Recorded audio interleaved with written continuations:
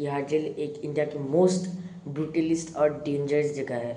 वहाँ पर बहुत भयानक डाकू रह चुके हैं, जैसे अफजल गुरु, छोटा राजन और बहुत से नामी लोग भी वहाँ पे जा चुके हैं, जैसे अरविंद केजरीवाल, पी चिदम्बरम और 1993 के बॉम्ब ब्लास्ट के समय में संजय दत्त। एक बात मुझे समझ में नहीं आती कि सब लोग कहते हैं वो बहुत डरावनक पूरा जेल है।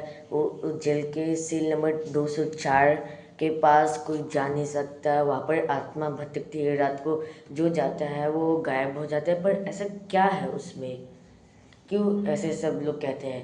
तो चलिए जानते हैं आज के वीडियो में तिहाड़ जेल की मिस्ट्री। सबसे पहले आप लोगों को हैप्पी जन्माष्टमी। जो लोग मेरे चैनल को देखते हैं, जन्माष्टमी के लिए ढेरों शुभकामनाएं। तो दोस्तों, ये कहानी शुरू होती है 1993 से, जब एक नया अपराधी आया था तिहाड़ जेल में। उसका नाम था केतन। उसने 4 लोगों की हत्या की। मैं उस जेल में केतन बहुत नया था, उसको कुछ पता नहीं था।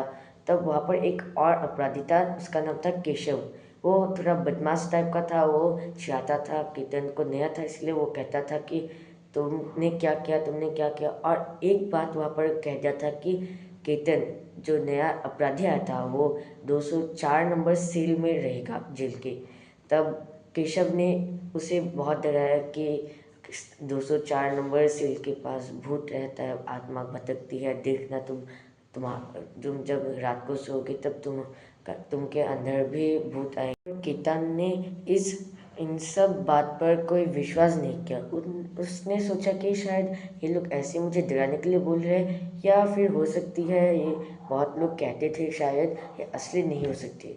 तब जब हवलदार उनको लेके सेल नंबर 204 के अंदर, और जब दरवाज़ा बंद किया, उस समय जब केतन उस सेल के अंदर घुसा तब देखा कि उस बिस्तर में 2 बिस्तर है, पर एक बिस्तर में एक आदमी सो रहा है और वो भी पूरा रूम अंधेरे में घिर रहा था।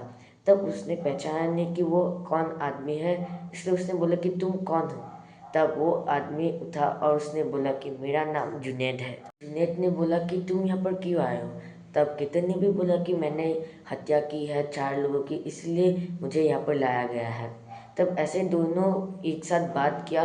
तब केतन ने सोचा कि ये जो केशव मुझे बता रहा था कि यहाँ पर कोई आत्मा भटकते, ये बात मैं अगर इसको पूछ लूँ जुनैद को तो ये बता सकता है मुझे। तब उसने जुनैद को पूछा, ये मुझे बहुत लोग बताते हैं, केशव बता रहा है कि यहाँ पर इस सेल के आसपास एक आत्मा भटकती है रात में, और ये जब रात हो जाती है तब वे लोगों के अंदर घुस जाती है। क्या ये असली में सच में होता है क्या इसमें? तब जुनैद ने बताया, हाँ ये सच में होता है। सोच कर पूरा चौंक गया।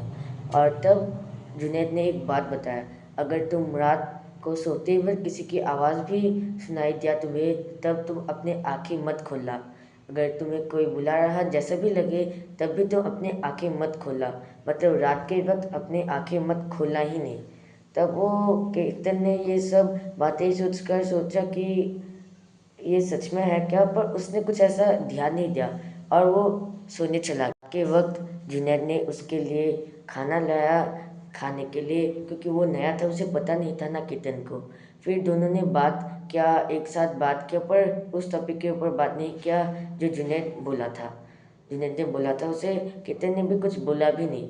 फिर रात हुआ जब दोनों सोने के लिए चले गए, और अचानक से रात में केतन को प्यास लगी, इसलिए उसने उठा और उसको वो बात ध्यान में ही नहीं था कि जुनैद ने जो बोला था। वो उठ के अपने मटके से पानी लिया और पानी पिया। उसके बाद वो जब देखा वो बहुत ही डरावना था कि जुनैद अपने बिस्तर में है ही नहीं। वो पूरा पागल हो गया था, क्योंकि वो जुनैद वहाँ पर है ही नहीं। उसने सोचा कि ये कैसे हो सकता है, वो तो मेरे साथ ही सोया था। तब उसने जाके देखा कि अपने सेल की भी दरवाज़ा खुला है, तो वो भाग के अपने हवलदार को बताया कि जुनैद कहाँ है। तब हवलदार जब आए तब देखा कि जुनैद तो वहाँ पर सो ही रहा था। तब हवलदार ने पूछा, तुम मुझे ऐसे झूठ क्यों बता रहे हो? तब केतन ने बताया कि मैंने उसे देखा नहीं था, पर हवलदार ने जाने दिया। तब केतन ने जुनैद को पूछा, तुम कहाँ थे? मैं तो तुम्हें ढूंढ रहा था, तुम मिल ही नहीं रहे थे।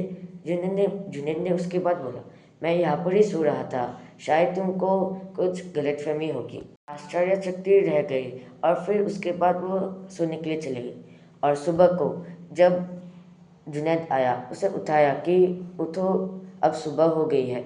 तब वो दोनों उठे पर केतन को इतना अच्छा नहीं लग रहा था। उसके सर पे जैसे कोई मार रहा है वैसा लग रहा था, मतलब सर भारी भारी लग रहा था। फिर जुनैद ने बोला कि रोज़ हम सुबह को सारे कैदी जाते हैं कैंटीन में खाते हैं, तो तुम भी आओ। और जो वो कैंटीन था वो तिहाड़ जेल के बाहर में था, तो इसीलिए वो दोनों चले गए वहाँ पर। फिर जब कैंटीन में खाने के लिए गए, जुनैद ने उसको बताया तुम खाओगे या नहीं, क्योंकि उसका तबीयत अच्छा नहीं था। तब केतन ने बताया कि मुझे अच्छा नहीं लग रहा है, मुझे और थोड़ा सोना है। इसलिए वो उसने जुनैद ने बोला कि ठीक है जाओ तुम सो सकते हो, पर वहाँ पर तुम सिर्फ अकेले होगे। तब केतन चला गया उस सेल नंबर 204 के पास, पर उस समय जेल में कोई नहीं था, सिर्फ केतन ही उस समय अकेले था। जब केतन की आंखें खुली तब उसने देखा कि पूरी चारों तरफ रात हो रही है जैसे। तब उसने सोचा कि शायद रात हो रही है, जुनैद भी साथ में सो रहा है, पर ऐसा असली में हो नहीं रहा था। असली में वो दिन हो रहा था, पर ऐसा इसलिए हो रहा था क्योंकि ये बहुत बड़ी एक राज थी। इसका राज कोई भूत प्रेत इस आत्मा के बारे में है ही नहीं। इनका राज एक आदमी था, वो था जुनैद। जुनैद एक ऐसा आदमी था जो को न्यूरोलॉजिकल डिसऑर्डर था। उस बीमारी को कहते हैं शिजॉइड डिसऑर्डर।